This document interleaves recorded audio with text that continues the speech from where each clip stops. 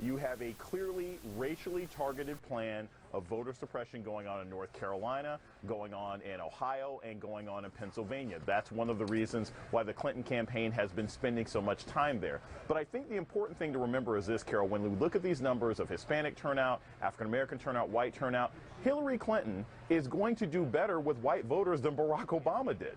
Barack Obama only got 38% of the white vote and managed to get reelected in 2012. Hillary Clinton is going to do much, much better with white voters.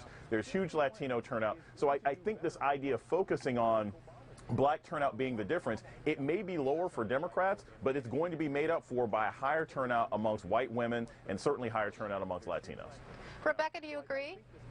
I do agree that we are seeing some jump among Latinos, and certainly we've seen college-educated white voters in particular favoring Hillary Clinton, and that's key because this is a group that traditionally in recent presidential elections has supported Republicans, and so Trump has been forced to compensate with support from working-class white voters, which he has done to a large extent. But this, make no mistake, this is a major problem for Hillary Clinton, and it's one of the reasons that to try to energize African-American voters, you have seen President Obama, Michelle Obama out on the campaign trail. It's why we're seeing President Obama going to North Carolina today to try to make the case for these voters to get out early and to make their voices heard. I think Democrats anticipated that this would be a problem, but the extent of the problem is really going to be the determining factor as to whether Hillary Clinton can win in some of these key states.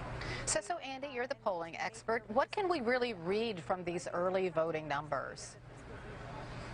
Well, actually not a lot. There doesn't seem to be too much correlation between the early voting numbers and what the actual vote will be, because if you think about voting, either early voting or late voting, the biggest factor is determining if you have that much interest in politics or going to vote at all. And actually even voting on Election Day isn't that difficult, and we've not seen that voting turnout has gone up appreciably, even though we've made it easier to vote in many states. So you're either going to vote or you're not going to vote.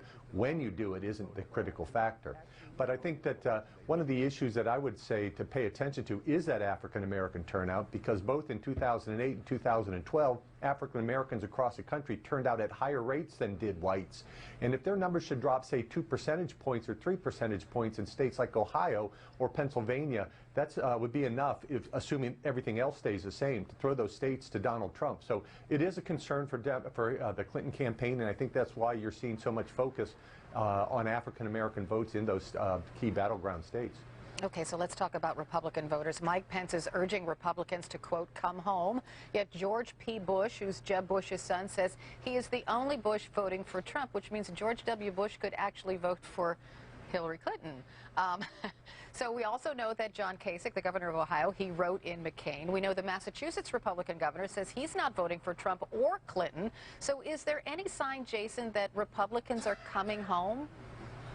Well, I think you've got good news and bad news if you're a Republican voter. The quote-unquote tightening, and it's really not tightening in the race, what we're seeing is Trump's numbers are creeping up a bit because you've got Republicans who are on the fence who are deciding that they are going to vote for him.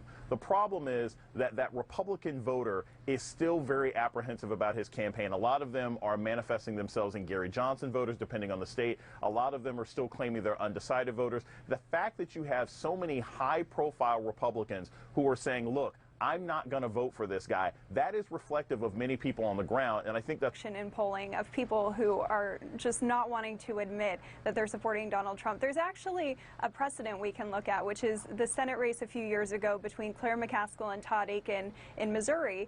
Todd Akin made his very controversial remark about legitimate rape that basically torpedoed his chances in that race, but many Republicans tried to argue at the time that there were these hidden voters, people who were afraid to say that they were supporting him, but actually did. And when it came to Election Day, Claire McCaskill won by a ton, and those voters never materialized. So, Andy, you know, a lot of people say they won't vote this year because the choices are bad. But again, a lot of people are talking about this election, and they're talking about it a lot. Everywhere I go, people want to talk about this. So it doesn't really wash with me that on one hand, you have people really involved in politics there, and on the other hand, it's like, well, I'm just not going to vote. It just, like, what can we read from that? Well, I think that Rebecca is right. These are the two most unpopular candidates that we've seen since the advent of modern political polling. And I was just looking at the ABC News tracking poll, and one of the fascinating things there is how less enthusiastic both parties are than they were even 4 years ago. Democrats are about 20 percentage points less enthusiastic, or excuse me, Clinton supporters versus Obama supporters are about 20% less enthusiastic, and Romney supporters versus Trump supporters are about 10% less enthusiastic. So I don't think that voters are really seeing a positive choice here, and I think that's reflected in both candidates' closing remarks, and they're both going negative still, because if you've got high negatives, the only thing you can really do is drive your opponent's negatives even higher, and I think that's what we're seeing, unfortunately, over the last weekend here. I know, at least we have consistency, though, right? It started out ugly, and it's going to end ugly, too. Thanks to all of you for being with me this morning. Rebecca Berg, Jason Johns, and Andy Smith, many thanks. Still to come in the newsroom, A-list celebs rallying young voters for Hillary Clinton, but can Clinton turn all those concert goers into actual voters?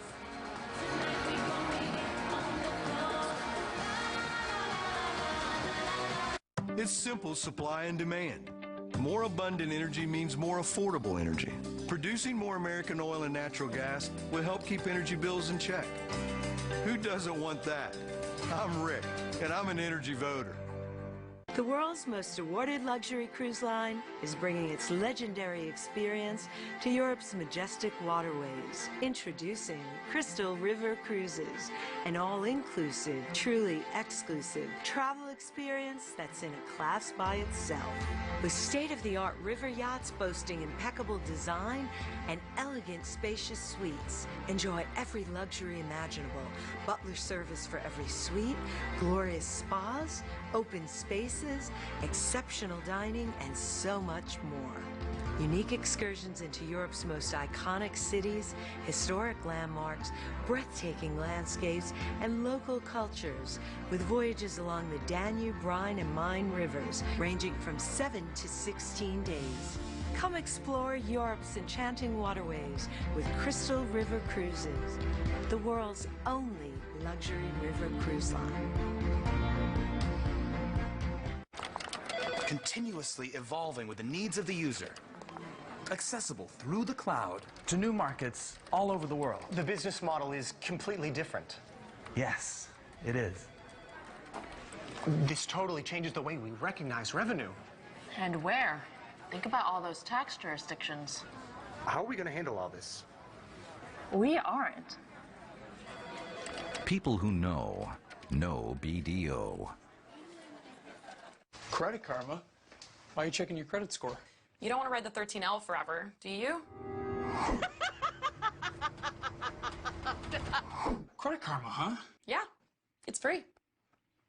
Credit Karma. Give yourself some credit. Republican, Democrat, Independent. Shouldn't matter. Energy isn't a partisan issue. Producing more oil and natural gas here means more opportunity, more